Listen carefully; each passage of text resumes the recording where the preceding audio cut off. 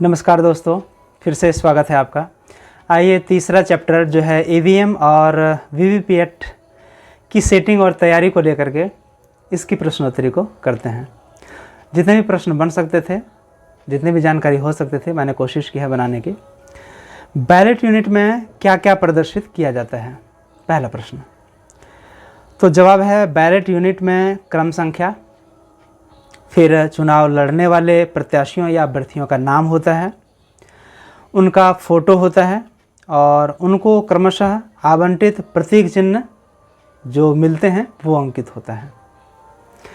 दूसरा है ballot unit में प्रत्येक अभ्यर्थी के नाम के आगे किस रंग का बटन होता है। तो जवाब होगा नीला रंग का बटन होता है। अगला सवाल, एक कंट्रोल यूनिट में नोटा सहित कितने अभ्यर्थियों के लिए वोट दर्ज किया जा सकता है। तो जवाब है एक कंट्रोल यूनिट में नोटा सहित 384 उम्मीदवारों के लिए वोट दर्ज किया जा सकता है, क्योंकि एक कंट्रोल यूनिट में 24 बैलेट यूनिट लग सकते हैं। तो 24 बैलेट यूनिट को 16 कैंडिडेट से गुना कर दें तो 384 कैंडिडेट्स होंगे नोटा मिला करके। चौथा प्रश्न, कंट्रोल यूनिट में सभी डाटा कहाँ प्रदर्शित होती हैं। जवाब है कंट्रोल यूनिट के डिस्प्ले सेक्शन में। पांचवा, प्रेस्ड एरर का संबंध किस यूनिट से है। प्रेस्ड एरर का संबंध किस यूनिट से है। तो जवाब है बैलेट यूनिट से संबंधित है। छठा प्रश्न, वीवीपैट की सुरक्षा किन दो चीज़ों से करनी चाहिए। जवाब है पहला सूर्य प्रकाश और दूसरा है ताप। सातवां प्रश्न, वीवीपैट को और क्या कहा जाएगा। तो जवाब है वीवीपैट को हम लोग प्रिंटर या छपाई मशीन कह सकते हैं। आठवां प्रश्न है वीवीपैट में मुद्रित पर्ची पारदर्शी विंडो में लगभग कितने समय तक दिखती है। तो जवाब होगा 7 सेकंड तक। नौवां प्रश्न है बैलेट यूनिट के केबल को किस यूनिट से जोड़ा जाता है। तो जवाब होगा वीवीपैट से। 10वां प्रश्न, वीवीपैट के केबल को किस यूनिट से जोड़ा जाता है। जवाब होगा कंट्रोल यूनिट से। 11वां प्रश्न, कंट्रोल यूनिट में बैलेट बटन दबाने पर कौन सा लैंप जल उठता है। कंट्रोल यूनिट में बैलेट बटन दबाने पर कौन सा लैंप जल उठता है। तो जवाब है लाल रंग का बीज लैंप। 12वां प्रश्न, वीवीपैट का ब्लैक नॉब की वर्किंग मोड की अवस्था कैसी होती है। जवाब होगा उदग्र या वर्टिकल, सूर्य नमस्कार की मुद्रा। 13वां प्रश्न है वीवीपैट का ब्लैक नॉब की ट्रांसपोर्टेशन मोड की अवस्था कैसी होती है। तो जवाब होगा क्षैतिज या हॉरिजॉन्टल सुसुप्त अवस्था, इस तरह।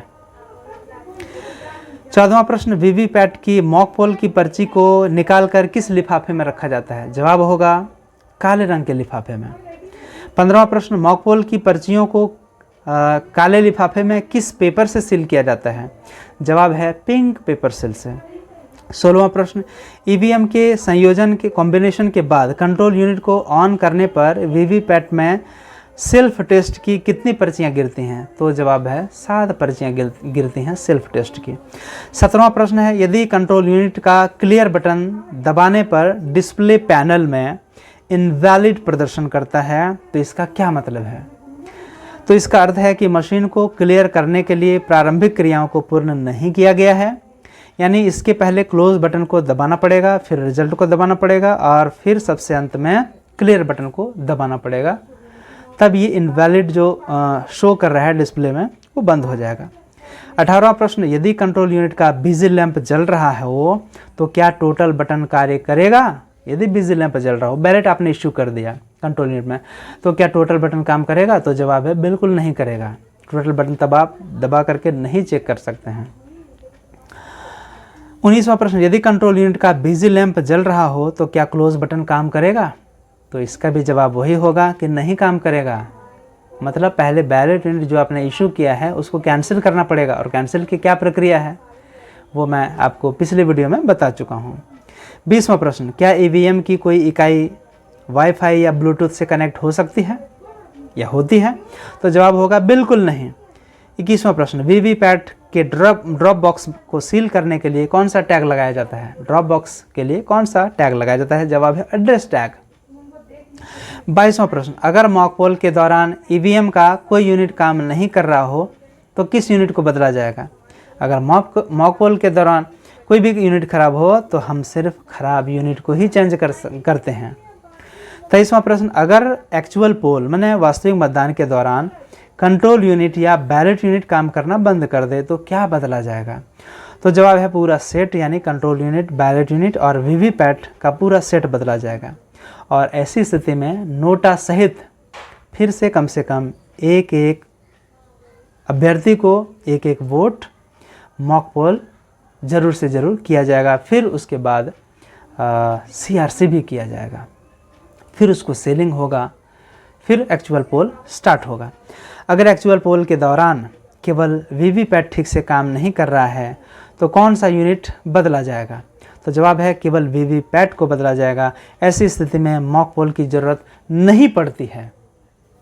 और आखिर प्रश्न है कि मतदान दिवस के दिन यदि वास्तविक मतदान प्रारंभ करने के 90 मिनट पहले कोई भी पोलिंग एजेंट उपस्थित नहीं है तो हमें क्या करना चाहिए? कितना समय तक वेट करना चाहिए, इंतज़ार करना चाहिए?